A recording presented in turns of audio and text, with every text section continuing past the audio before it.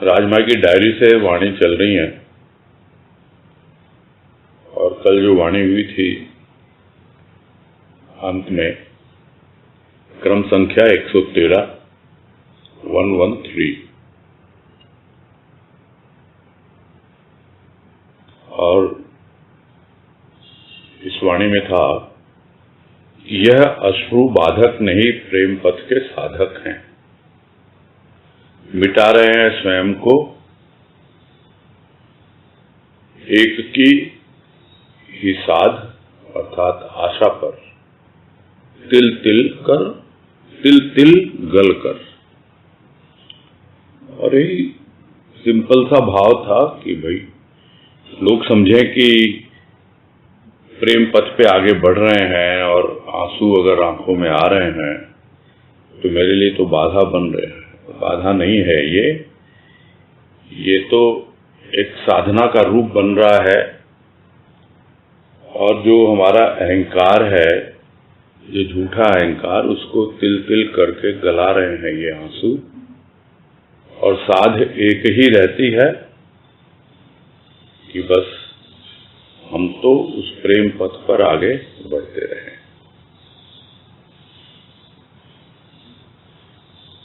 आज है क्रमांक 114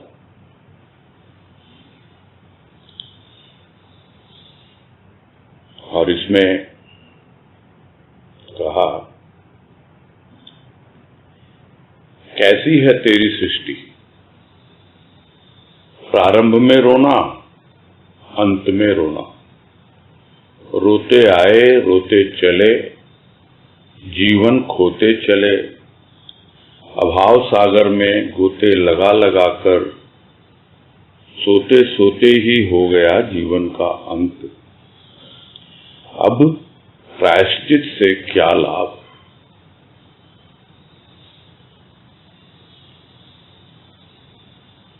और जो देखता है भक्त चारों ओर, अपना जीवन भी देखता है कि यह जो सृष्टिकर्ता की सृष्टि है, क्या है इसमें। बालक आता है, रोता रोता आता है, जन्म लेता है तब, यानी उसके लिए तो सृष्टि का प्रारंभ वही है, उसमें रोना है। और जब वो रोते रोते जीवन बिताता रहता है और अंत में जाता है तो भी रोते रोते ही जाता है, दुख मनाते हुए कि मुझे क्या क्या करना था, क्या नहीं कर पाया, और चला जाता है, पीछे लोगों को भी रोता हुआ छोड़ जाता है।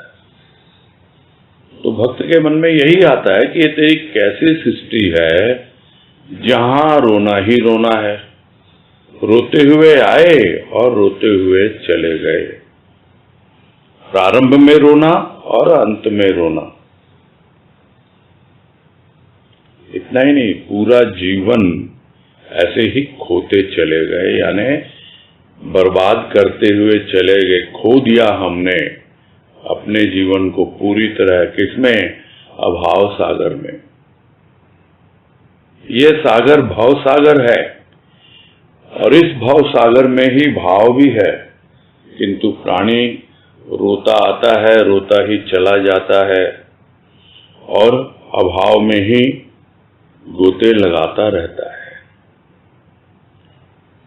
सोता है, जागता है, हर अवस्था में अभाव ही अभाव।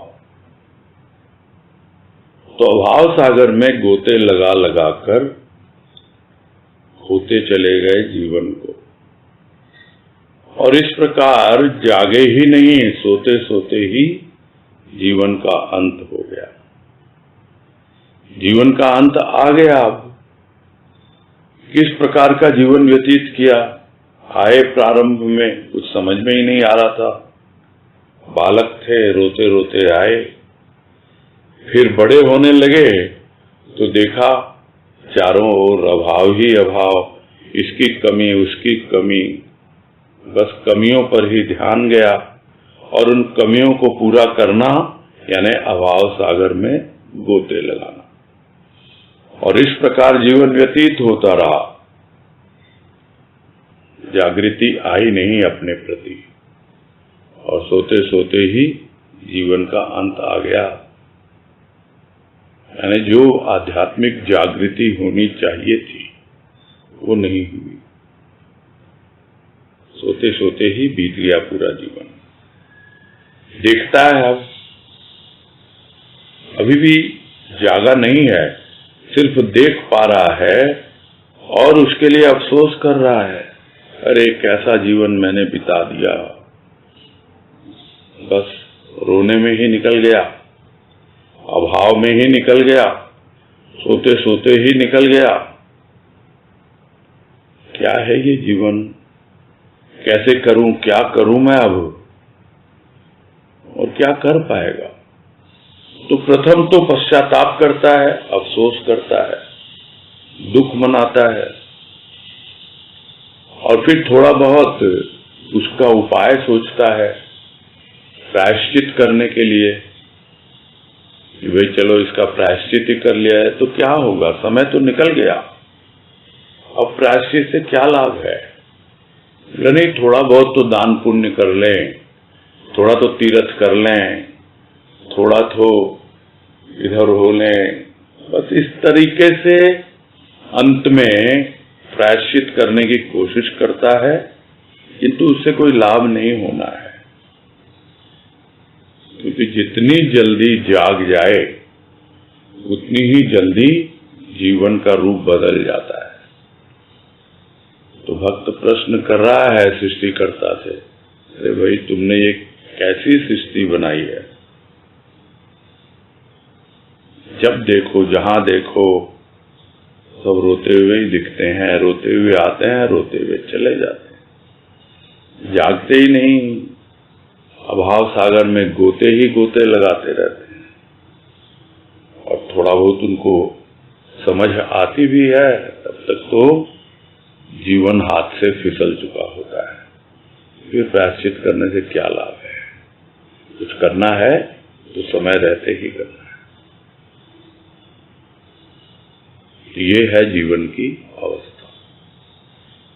आगे कह रहे हैं क्रमांक 115 में 115, रोना ही है, खोना ही है, सोना ही है, तो अभाव में अज्ञान में नहीं, अपने प्यार में रो लेने दे, भाव में खो लेने दे, चैन से आनंद से सो लेने दे।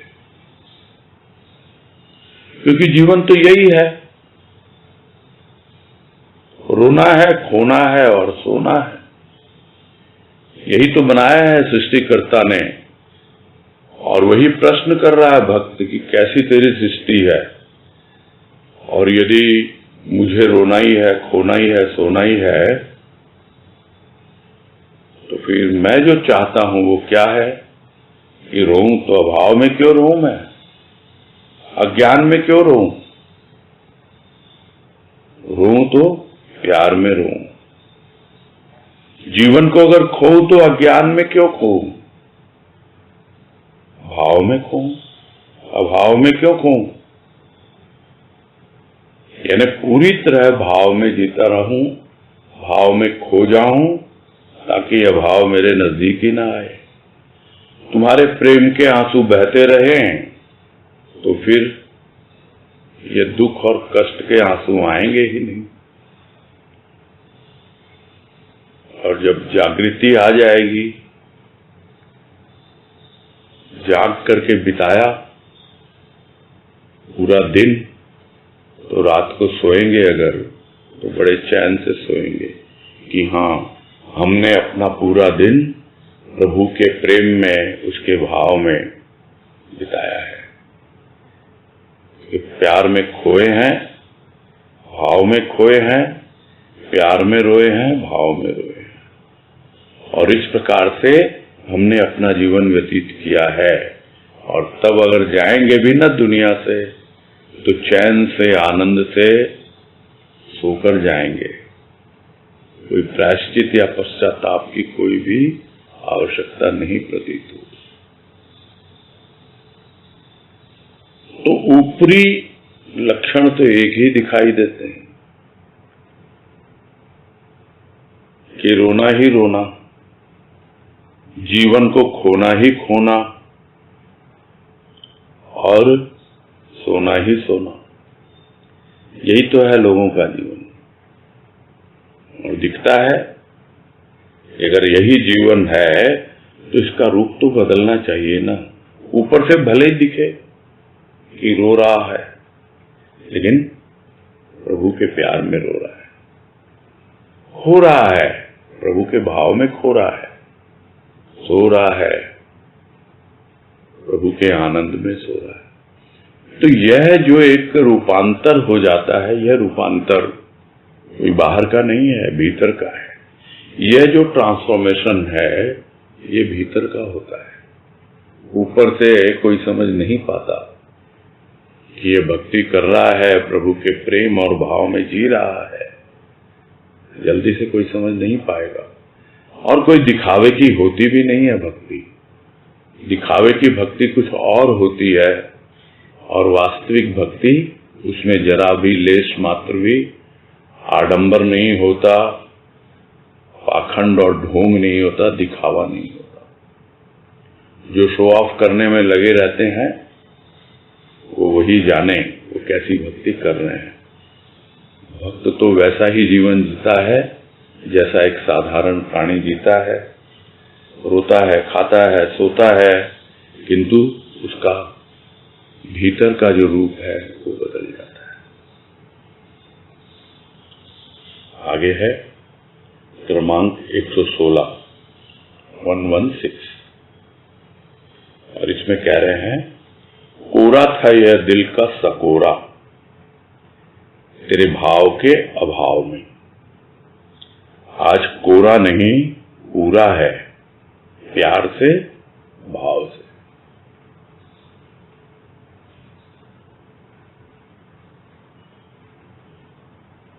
सकोरा हम जानते हैं, छोटा मिट्टी का पात्र होता है जिसमें जैसे कप में चाय पी जाती है वैसे ही सकोरे में पी जाती है। वो मिट्टी का होता है और ये पोर्सलीन का होता है, जिसको हम चीना मिट्टी कहते हैं। सकोरा एक बार इस्तेमाल होता है और एक बार उसका काम हो जाता है तो फिर उसकी कोई आवश्यकता नहीं होती है। तो यह दिल है, एक सकोरे की तरह है और बिल्कुल कोरा है। बनाने वाले ने बना दिया यह दिल और बिल्कुल अब कोरा है, यानी कुछ भी किसी ने इसको छुआ तक नहीं है। पूरी तरह शुद्ध है, निर्मल है, स्वच्छ है और खाली है। किंतु कोरा था, खाली था। किससे खाली था? तेरे भाव से। भाव का अभाव था, इसलिए खाली था। दिल का सकोरा कोरा तो था किंतु खाली था, तेरे भाव के अभाव में खाली था। वस्तुओं के अभाव में नहीं, लोगों के अभाव में नहीं, धन दौलत के अभाव में नहीं, तेरे भाव के अभाव में। कि कब तेरा भाव आएगा इस दिल रूपी सकोरे में और यह जो कोरा है, खाली है, यह भर जाएगा पूरी तरह प्रेम और भाव से। तो भक्त अनुभव करता है, आज मेरे हृदय की क्या अवस्था है। पहले तो खाली था अभाव में और अब खाली नहीं है, अब भरा हुआ है पूरी तरह। किससे भरा हुआ है? उसके प्यार से, उसके भाव से। तो इस प्रकार से जो रोते रोते, जीवन खोते खोते चलता जाता है और जैसे ही प्रभु के प्रेम में रोता है, भाव में खोता है, तो अपने आप ही यह जो दिल का सकोरा है, जो अभाव ग्रसित था, अब पूरा हो रहा है, पूर्णता की ओर बढ़ रहा है, बल्कि पूरा हो गया, भर गया, एकदम लबालब तुम्हारे प्रेम और भाव से भरा हुआ है। तो एक अवस्था तो वो थी और एक अवस्था ये है। पहले अभाव था वस्तुओं का, धन दौलत का, बाद में समझ में आया असली अभाव तो भाव का ही है। एकमात्र भाव ही है जो हर प्रकार के अभाव को दूर करता है। भाव ही वो प्रकाश है जो समस्त अंधकारों को दूर करता है।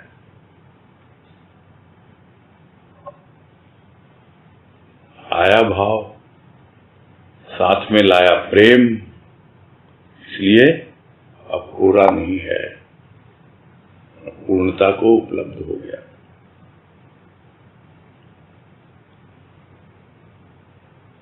आगे कह रहे हैं क्रमांक 117, 117। मेरी आंखें मधुवन हैं श्याम का, यहां रास रचाओ श्याम। प्राण तेरी वंशी है, इनमें प्यार की सुरभि गुंजाते रहो श्याम। श्याम यानी अपना प्रभु। तो आंखों का एक रूप बताया गया, मधुवन है। मधुवन में रास रचाता है श्याम, पता है भक्त को। रास रचाना क्या है? प्रेम और भाव में मगन होना।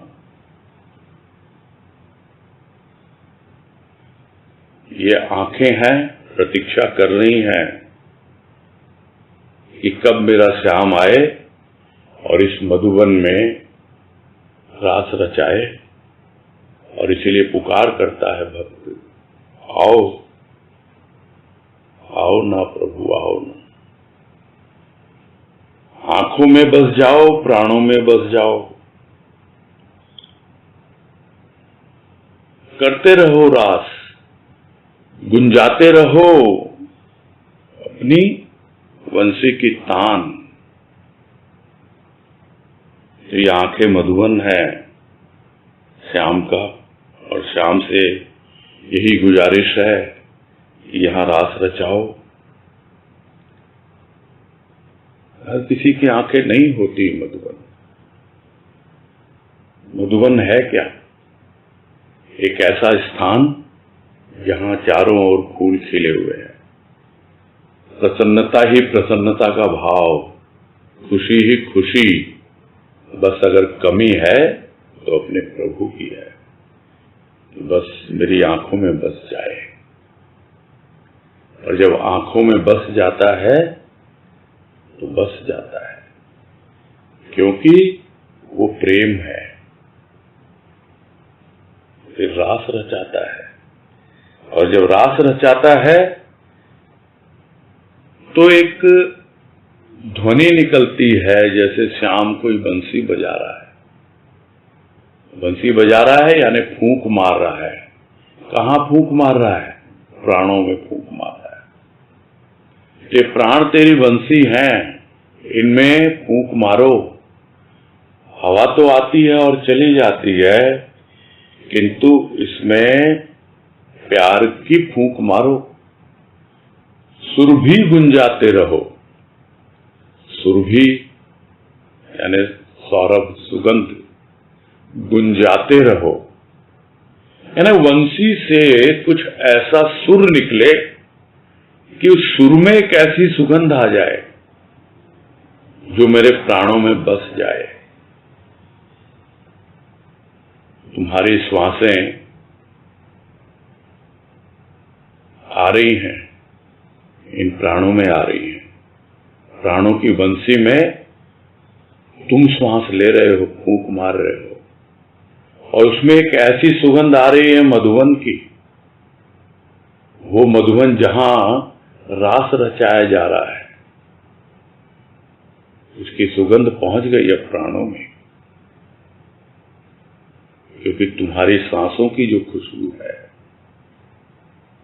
बंसी के द्वारा मेरे प्राणों में पहुंच रही है। और इस तरह अपनी सुर भी गुंजाते रहो। बंसी का सुर और मधुबन की सौरभ दोनों मिल जाए और मेरे प्राणों में बस जाए, यही प्रार्थना करता है भक्त अपने प्रभु से। आगे है क्रमांक 118, 118, और इसमें कह रहे हैं, उद्घोष होगा तेरा ही इस शंख में, जरा फूंक मार कर तो देख, जरा फूंक मार कर तो देखो। उद्घोष होगा तेरा ही इस शंख में, जरा फूंक मार कर तो देखो। शंख ध्वनि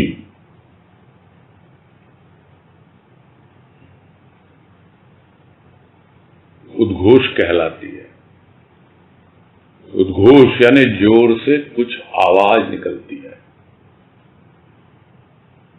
तरह तरह के लिए, जागृति के लिए होता है उद्घोष। किसी भी अवस्था विशेष में, जैसे मंदिरों में शंख बजते हैं जागृति के लिए, और वो जो शंख ध्वनि है क्या करती है, वो पूरी रोम रोम में पहुंच जाती है, ऐसा उसका उद्घोष होता है। और अब तो वैज्ञानिक भी मानने लग गए हैं कि शंख ध्वनि सुनने से और शंख ध्वनि करने से न जाने कितनी बीमारियों से बचा जा सकता है, शारीरिक बीमारियों से। और यदि वो शंख की ध्वनि उसका प्रभु कर दे, प्राणों में तो बंसी बजाई, वहां तो फूंक मारा और तरह तरह के सुर प्रकट होने लग गए, प्राणों का पाखी चहचहाने लगा। और यहां यही कह रहा है भक्त कि यह शंख है मेरे प्राण, पूरी तरह खाली है, एकदम मेरे भीतर कुछ भी नहीं। क्योंकि बाहर से यदि शंख हो भी और भीतर क्या कुछ भरा हुआ हो तो कोई ध्वनि निकलेगी क्या, कोई उद्घोष होगा? और अगर होगा भी तो उससे क्या किसी प्रकार की जागृति आएगी? और ऐसे ही लोगों को कहा जाता है ये तो ढपोर शंख है,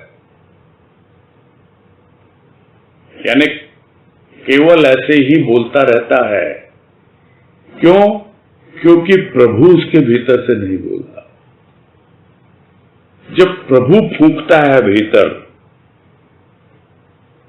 प्राणों में, पूरे अंतःकरण में, तब जो उद्घोष होता है, फिर जो आवाज निकलती है, फिर जो ध्वनि निकलती है, उसके प्रति इतना कॉन्फिडेंस है भक्त के अंदर, इतना विश्वास है अपने आप में कि तेरा ही उद्घोष होगा इस शंख में। अरे जरा फूंक मारकर तो देखो, तुम फूंक मार के देखो क्या ध्वनि निकलती है। लोगों में जागृति आएगी, एक ऐसी जागृति पैदा होती है शंख ध्वनि सुनकर, और जितने भी भीतर के जो विषाणु हैं वो भी विषय विकारों के वो सब खत्म होने लगते हैं। शरीर को तो लाभ मिलता ही मिलता है, भीतर में भी कब मिलेगा? जब हम यह समझेंगे कि ये मेरा पूरा अंतःकरण एक शंख की तरह है और मेरा प्रभु उसमें फूंक मारकर कुछ उद्घोष कर रहा है, लोगों में जागृति फैला रहा है। उसी की ध्वनि, उसी का उद्घोष, बस हम प्रस्तुत हो जाएं शंख बनने के लिए, भीतर से पूरी तरह खाली होने के लिए। आगे है क्रमांक 119 और इसमें कह रहे हैं, कांटों से भी न छुपा, फूलों से भी न सजा, स्वयं सुंदर है ये, श्याम सुंदर है। यानी जो श्याम सुंदर है उसको किसी भी प्रकार की लुका छिपी करने की जरूरत नहीं है, किसी भी प्रकार की कोई सजावट की, श्रृंगार की आवश्यकता नहीं है। कितना ही फूलों से सजा लो, कितना ही कांटों से छिपा लो, कुछ फर्क नहीं पड़ता उसको। ये तो अपने आप में ही स्वयं ही सुंदर है। क्यों? क्योंकि इसका नाम ही श्याम सुंदर है। इतना सुंदर है कि जो इसके सौंदर्य को अनुभव कर लेता है वो फिर इसी का दीवाना हो जाता है। एक बार उस रूप को देख ले, उस सौंदर्य को देख ले, तो फिर कुछ भी अच्छा नहीं लगता, कुछ भी लुभाता नहीं उसको। उसी के पीछे दीवाना, फिर वो सजाने की भूल जाता है। यह जो सजाना, तरह तरह से श्रृंगार करना, ये करना वो करना, ये किनके लिए है? ये उनके लिए है जो अभी श्याम सुंदर को उस रूप में नहीं देख पाए, उसके वास्तविक सौंदर्य को जो भीतर का है उसको नहीं देख पाए। ऊपर से तो कहते हैं श्याम सलोना है, बहुत सुंदर है, बहुत सुंदर है, वो तो बाहर का रूप है उसका। भीतर का क्या सौंदर्य है उसका, तब पता लगेगा कि कितना भी आप सजाओ कोई जरूरत नहीं है, कितना भी छिपाओ कोई जरूरत नहीं है, वो तो अपने आप में ही सुंदर है। आगे है क्रमांक 120 और इसमें कह रहे हैं, रोम रोम दुख रहा था कांटों के सदृश, दूब बना तेरे चरणों की, दूब बना तेरे चरणों की जब, तब रोम रोम पुलकित है तेरी चरण धूलि पाकर।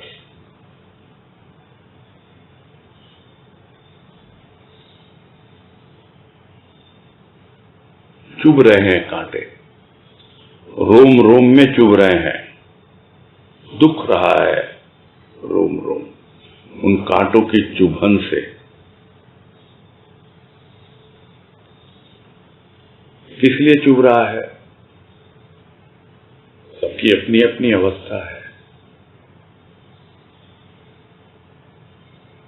चाहता है कि प्रभु के चरण स्पर्श हों और वो नहीं हो पा रहे हैं, और वो चरण स्पर्श की अनुभूति रोम रोम में पहुंचे और वो नहीं हो पा रही है। इसीलिए रोम रोम कांटों की तरह चुभने लगता है। किंतु जैसे ही प्रभु के चरण स्पर्श मिले तो वो कांटे दूब बन गए। दूब बन गए यानी कोमल घास की तरह। अब चुभते नहीं हैं, अब तो वो रोम रोम तुम्हारे चरणों का स्पर्श पाकर पुलकित हो रहा है, प्रसन्न हो रहा, आनंदित हो रहा है, एक पुलक सी उठ रही है, एक रोमांच हो रहा है रोम रोम में। इसके पहले क्या अवस्था थी? उसके पहले अवस्था थी कि रोम रोम जैसे कांटे चुभ रहे हों, कब मेरा प्रभु आएगा, कब उसके चरण स्पर्श की अनुभूति मुझे होगी। और स्वाभाविक है, जैसे ही चरण स्पर्श मिले तो रोम का तो रूप ही बदल गया। अब वो कांटे नहीं रहे, चुभने वाले नहीं रहे, और वो कोमल घास की तरह हो गए। अब क्या अवस्था है? अब तो जैसे तुम्हारे चरणों के साथ तुम्हारी चरण धूलि आई और वो चरण धूलि रोम रोम में समा गई।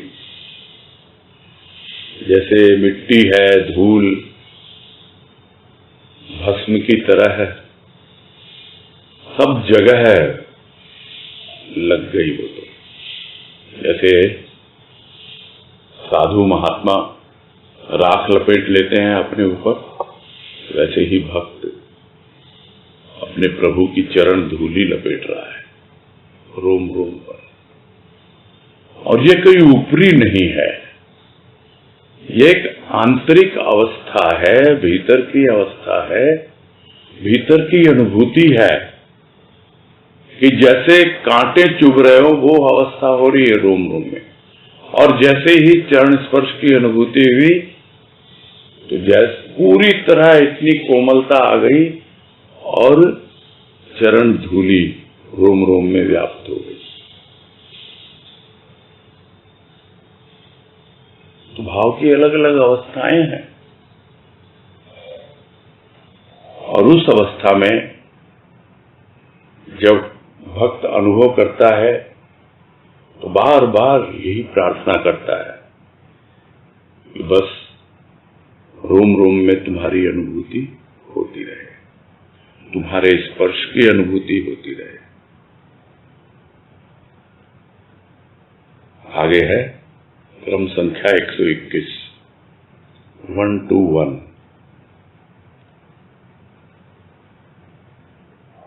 और इसमें कह रहे हैं, तीर न चला है दुनिया, आज मैं तुझ में रत नहीं, रत हूं प्रभु की मूर्ति में, आहत किस भांति होंगी।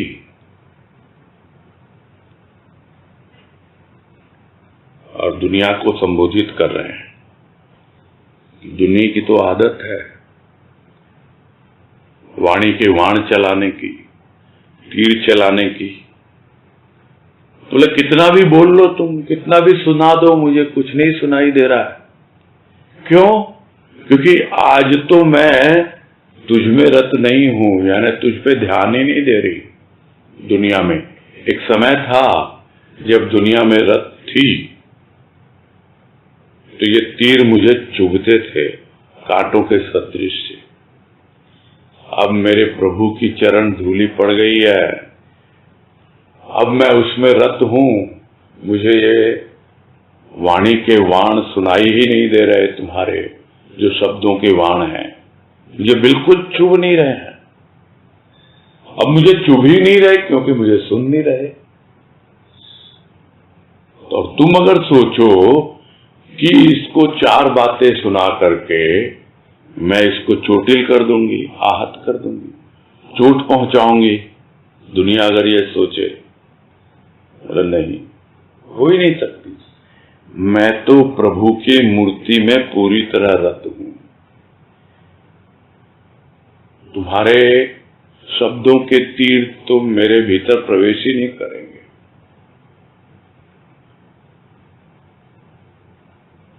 मैं तो एक सुरक्षा कवच ओढ़े हुए हूं, उस कवच पे आएंगे तीर और टकराकर वहीं के वहीं गिर जाएंगे। तो चलाने से क्या फायदा है? भाई वहां तीर चलाओ जहां उसका कुछ प्रभाव पड़े, जहां लगे ना मैंने इसको दो बातें सुनाई और इसको चोट लगी, इसको चुभी बातें, तब न चलाने वाले को भी आनंद आता है। और अगर किसी पे उसका असर ही न हो तो यही लगता है कि चलाने से क्या फायदा, फ्रस्ट्रेट हो जाता है, यानी बिल्कुल क्या कहें उसको, परेशान हो जाता है वो कि मैं इतना इसको बोल रहा हूं, इतने तीर चला रहा हूं और इस पे कोई असर ही नहीं हो रहा। तो कोई फायदा नहीं चलाने से, तीर ना चला दुनिया। मैं तो रत हूं अपने प्रभु के मूरत में और तुम समझ नहीं पा रहे हो और ये सोचते हो इस पे कोई असर ही नहीं हो रहा। मैं तो पूरी तरह सुरक्षित हूं, तुम मुझे चोट नहीं पहुंचा पाओगे, तुम्हें आहत किस भांति होंगी, समझ ही नहीं पा रहे हो तुम। तो अपने आप में भक्त पूरी तरह सुरक्षित है और साथ ही साथ दुनिया को भी आगाह कर रहा है, बतला रहा है कि इस तरह तीर चलाने से कोई फायदा नहीं है और लोगों को समझ में भी आ जाता है। 2 बार 4 बार इस तरह की स्थिति बनती है तो अपने आप लोगों को समझ में आ जाता है कि भाई इससे कोई फायदा नहीं है ज्यादा बोलने से। जितना उनका काम होता है वो तो पहले ही, जो प्रभु की भक्ति में लगा हुआ वो पहले ही संभाल लेता है। उसको पता है कि क्या क्या मेरे कर्तव्य हैं, मेरी जिम्मेदारी है। अपनी ड्यूटीज और रिस्पॉन्सिबिलिटीज वो सबसे पहले पूरी करता है, तब वो प्रभु की भक्ति में, उसकी मूर्ति में रत होता है, मगन होता है, पता है। और फिर भी अगर कोई ढूंढ ढूंढ के लाए कि अरे हमारे तो हाथ से निकल गया, हमारे वश में नहीं है, और तीर चलाए शब्दों के, उसके लिए है, कोई फायदा नहीं है। अब मैं तो अपने प्रभु में रहता हूं।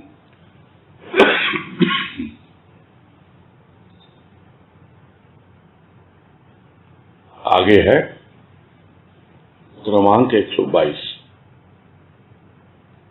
122, और इसमें कह रहे हैं, फलक उठाकर फलक पर देखा, तेरी आंखों का नूर बरस रहा था। फलक झुकाकर जमी पर देखा, तेरे कदमों की अदा थिरक रही थी। फिर कैसे नहीं कहूं कि तू हरसू है।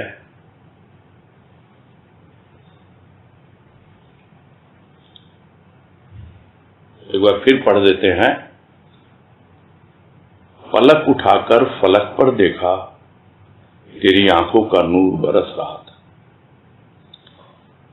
फलक झुकाकर जमी पर देखा, तेरे कदमों की अदा थिरक रही थी। फिर कैसे नहीं कहूं कि तू हरसू है।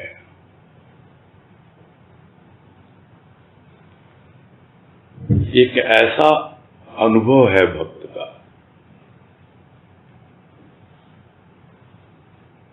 कि जहां देखूं, जिधर देखूं, खुदा की ही खुदाई है। ऊपर देखा फलक उठाकर, कहां देखा? फलक पर। फलक यानी आसमान। उस आसमान की ओर देखा तो क्या दिखलाई दिया कि यह सूरज नहीं है, यह तो उसकी आंखें हैं और उसकी आंखों से नूर बरस रहा है। एक ऐसी ज्योति की किरणें आ रही हैं बाहर नूर बनकर। नूर का मतलब होता है कुछ ज्योति, प्रकाश, कुछ इस तरह से बाहर प्रकट हो रहा है उसकी आंखों से, और वो बरस रहा है। जैसे किरणें बरस रही हैं। जल की बरसात तो कभी कभी होती है, किंतु किरणों की बरसात तो रोज होती है, वो भी स्थूल सूर्य की बात। और जब भाव में होता है भक्त, और जब देखता है आकाश की ओर, तो न जाने क्या क्या नजारे उसको अपनी नजरों में दिखाई देते हैं प्रभु की नजरों के माध्यम से। कि उसकी नजरें, उसकी आंखें बरस रही हैं। क्या बरसा रही हैं? वो अपना प्रकाश, अपनी किरणें, अपनी कृपा बरसा रही है मुझ पर। फिर देखा नीचे, पलक झुकाकर जमी पर देखा, तो जमी पर देखा तो तेरे कदमों की आहट ही नहीं, कदमों की अदा है। कुछ ऐसा एक नृत्य हो रहा है। तो यह तो बाहर की प्रकृति अपनी जगह है, और भीतर की प्रकृति, खुला आसमान, वहां देखा तो तेरी आंखों से जैसे ज्योति बरस रही हो। नीचे देखा अपने स्थूल रूप में, तो तेरे कदमों को देखा, वो थिरक रहे हैं। इस हृदय पर वही अपना नृत्य कर रहे हैं, अपनी अदाएं दिखा रहे हैं, रास रचा रहे हैं। क्या अवस्था होती है भक्त की, और उसे व्यक्त करना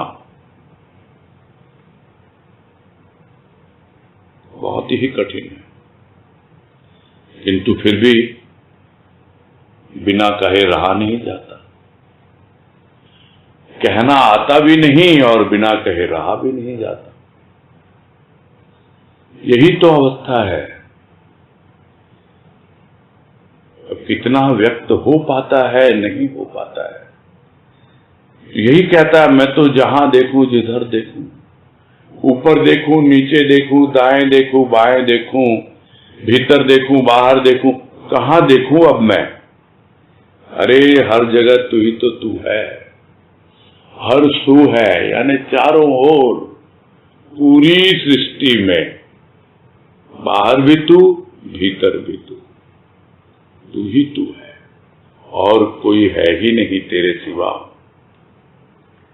कहीं पर तेरी आंखें हैं ऊपर की ओर, कहीं पर तेरे कदम है नीचे की ओर।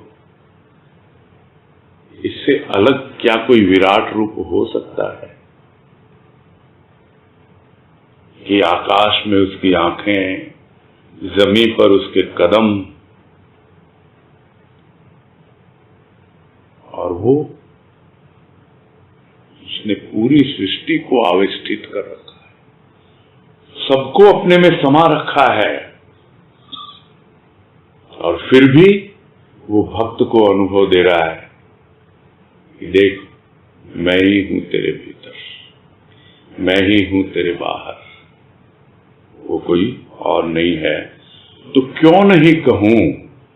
कहते हुए थोड़ा झिझकता है, लेकिन फिर कह पड़ता है, क्यों नहीं कहूं? कैसे नहीं कहूं कि तू हर जगह है।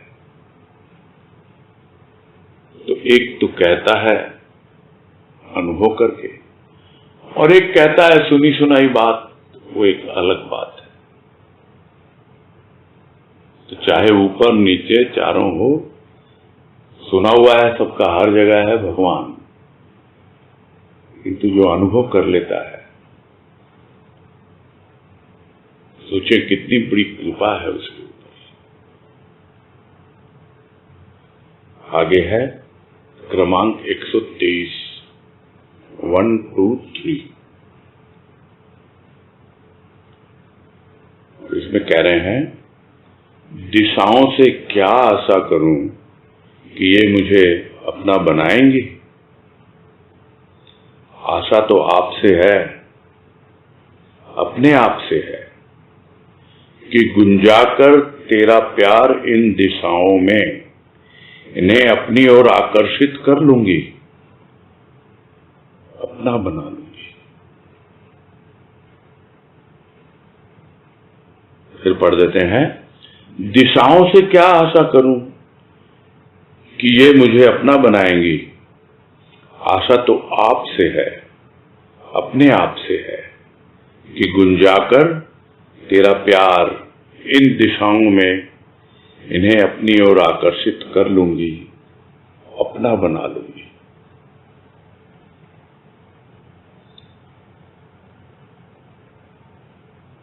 हर सू तू ही तू, भीतर बाहर कोई भी ऐसी जगह नहीं, कोई भी ऐसी दिशा नहीं जहां तू नहीं। तो क्या हम ये आशा करें ये दिशाएं हमें अपनी ओर ले जाएंगी, हमें आकर्षित करेंगी, अपना बना के बताएंगी कि देखो यहां है तेरा प्रभु, तू जिसे खोज रही है? नहीं, आशा तो मुझे अपने आप से है और तुमसे है। ये इतनी चारों दिशाएं होगा तुम, वो क्या आके मुझे बताएंगी कि देखो तुम जिस प्रभु को खोज रही हो वो यहां है, चलो उस दिशा में चलते हैं। फिर दूसरी दिशा आएगी, बोलेगी नहीं नहीं इधर हूं, इधर ले जाएगा। अरे वो तो मुझे भ्रमित ही करती रहेंगी। मैं तो तुमसे आशा करती हूं, बताओ कहां हो तुम। मैं गुंजाना चाहती हूं तुम्हारा नाम। तो आपसे आशा है और अपने आप से भी आशा है। तुम पर भी विश्वास है और अपने आप पर भी विश्वास है। जैसे हम कहते हैं कि मुझे आशा ही नहीं पूर्ण विश्वास है। इन दिशाओं का तो कोई भरोसा नहीं है कि ये मुझे अपना बनाएंगी कि नहीं बनाएंगी, सही दिशा दिखलाएंगी कि नहीं दिखलाएंगी। लेकिन मुझे आशा तुमसे तो अवश्य है और अपने आप से भी अवश्य है कि तेरा प्यार जब भीतर उमड़ेगा और इस प्रकार से गूंजेगा सब दिशाओं में, फिर दिशाएं जो अभी भ्रमित करती हैं, इधर उधर खींच रही हैं, कोई बोलती है इधर आ, कोई बोलती है इधर आ, वो सब दिशाएं मेरी ओर ही आएंगी, मेरी ओर खींची चली आएंगी। क्यों? क्योंकि मेरा अंतःकरण ही पूरी तरह आकाश हो गया, खाली हो गया, गूंज रही है उसमें तुम्हारी प्रेम की ध्वनि। और ये दिशाएं जो बाहर चारों ओर दिखाई पड़ रही थी, वो अब आके सिमट गई मेरे इस अंतःकरण में। मैं कर लूंगी इनको आकर्षित। मुझे विश्वास है तुम पर, मुझे विश्वास है अपने आप पर, और फिर मुझे कोई भय नहीं रहेगा भटकने का। क्योंकि प्रत्येक दिशा में जहां कहीं भी मैं जाऊंगी, हमेशा ये दिशाएं मेरा मार्गदर्शन करेंगी कि इस दिशा में ये है, इस दिशा में ये है। हर दिशा मुझे अपनी दशा दिखाएगी, बतलाएगी कि देखो तुम कितना आगे बढ़े हो, कितना तुम्हारा प्रेम अभी गूंज रहा है भीतर, और सब दिशाएं बिल्कुल खींची चली आएंगी। नहीं तो हम सोचते हैं कौन सी दिशा में है भगवान, यहां है वहां है। अरे तुम्हारे भीतर है, उससे आशा करो। आशा ही नहीं करो, विश्वास करो। उस पर विश्वास तो करो ही करो, अपने आप पे विश्वास करो, और तब जाकर मालूम पड़ता है कि देखो इस प्रेम में कितनी शक्ति है। ये प्रेम जब की झंकार उठती है भीतर, गूंज उठती है भीतर, तो दसों दिशाएं झंकृत हो उठती हैं, रोम रोम झंकृत हो उठता है, सारी दिशाएं सिमट कर आ जाती हैं, रोम रोम में समा जाती हैं। तब भक्त को अनुभव होता है, जो अब तक सुनता आया, कि जो दसों दिशाओं में है, पूरे ब्रह्मांड में है, वही इस पिंड में है, अपने आप को आकर्षित होकर समा जाती हैं भक्त के अंतःकरण में। आगे है क्रमांक 124, 124, और इसमें कह रहे हैं, है मेरे मन खुद को देख, जहां को न देख, खुद को देखा खुदा मिला, जहां को देखा न खुदा मिला न जहां। और यह अनुभव तो हम सबका है, इसमें लेश मात्र भी, जिसे हम कहते हैं, हेरफेर नहीं है। जिस किसी ने अपने मन से वार्तालाप किया हो, मन को समझा हो और मन को समझाया हो, नहीं तो जीवन ऐसे ही बीत जाता है कि मैंने मन को नहीं समझाया, धर्म नहीं, कर्म नहीं, जन्म गंवाया। ये भजन की पंक्तियां हैं, याद आ गई। मन को समझाना है, और क्या समझाना है कि देख मेरे मन, बहुत देख लिया दुनिया में, समझ में आ गया ना तुझे क्या, कि मेरे लिए जगत सौतेला, भरी हुई भीड़ में भी रहा अकेला, कोई दे उजाला दे सवेरा, वही मेरे मन भाया, धर्म नहीं, कर्म नहीं, जन्म गंवाया, मैंने मन को नहीं समझाया। और मन को जब समझाने चलते हैं, तो यही कहते हैं मन को, देख ली ना दुनिया, या बाकी रह गया कुछ, मत देख, अब बहुत हो गया। अभी तक भी यदि तुझे यह न लगा कि यह जगत सौतेला है, तेरा अपना नहीं है, तेरा अपना तो एकमात्र वो तेरा प्रभु है, जो तेरे भीतर है, वो खुदा खुद में है। तो जहां को न देख, खुद को देख। तो जब खुद को देखा तब खुदा मिला। जब तक जहां को देखा, क्या मिला, उसका क्या कहा जाए। खुदा मिलने की तो बात ही नहीं है, जगह जगह है। भगवान की मूर्तियां बनी हुई हैं, मंदिर बने हुए हैं, तो क्या वहां भगवान मिला? इस जहान में, इस संसार में मिला? किंतु जब भीतर देखा तो भी देखना नहीं आया, किसी ने देखना सिखलाया। ये क्या बाहर बाहर देख रहा है? बाहर बाहर देखेगा, दुनिया को देखेगा, तो भगवान तो बहुत दूर की बात है।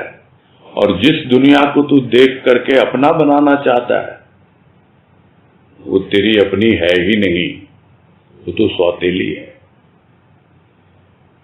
न तो तू दुनिया को अपना बना सकेगा और न भगवान को अपना बना सकेगा, जब तक तू इस दुनिया को देखता रहेगा।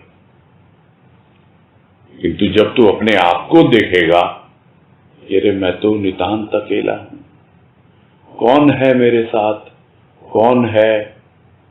तब एक प्रकाश की किरण आती है, कोई उजाला आता है, तब लगता है यही तो मेरे मन को अच्छा लग रहा है, यही मेरे मन को भा रहा है। तब मन देखता है खुद को कि क्यों मुझे अच्छा लगा। इसलिए अच्छा लगा कि अब तक दुनिया को देखते देखते, दुनिया में रमते रमते, दुनिया से व्यवहार करते करते मैं तो खुद को ही भूल बैठा था। खुदा तो बहुत बाद की बात है। जब तक खुद को नहीं संभालेगा प्राणी, तब तक खुदा, उसकी तो बातें ही बातें होती हैं। जिसको खुद को देखना आता है, धीरे धीरे वो खुदा को भी देखना सीख जाता है। और खुद क्या है देखे अपना जीवन, कैसा जीवन व्यतीत हो रहा है। फिर मन को इसीलिए कह रहा ना, तू अपने आप को देख भाई, बाहर क्या देख रहा है। और खुद को जब देखना सीखा, किसी की कृपा दृष्टि हुई और उसने वो दृष्टि दी जिससे खुद को देखना आया, भीतर भी देखना आया, बाहर भी देखना आया। सब आंखों का मैल दूर होने लगा, भीतर का भी और बाहर का भी। सब कुछ स्पष्ट हो गया कि अब तक तो मैं इस जहान को देख रहा था और वहां खुदा को ढूंढ रहा था। खुदा नहीं मिला और जहान तो किसी के बस में आया ही नहीं। आज तक कोई नहीं पकड़ पाया इसको।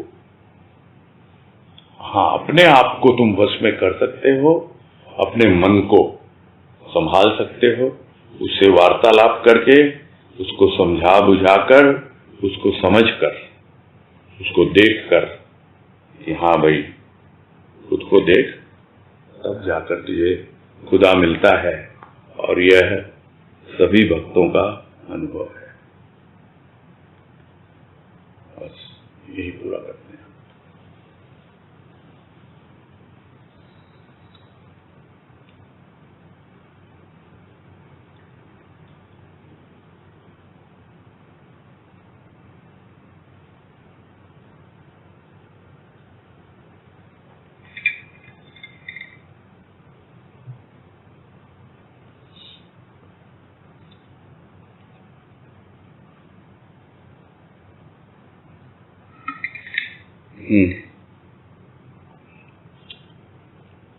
है नहीं, कोई हैंडरेज नहीं है, समय भी हो ही रहा है।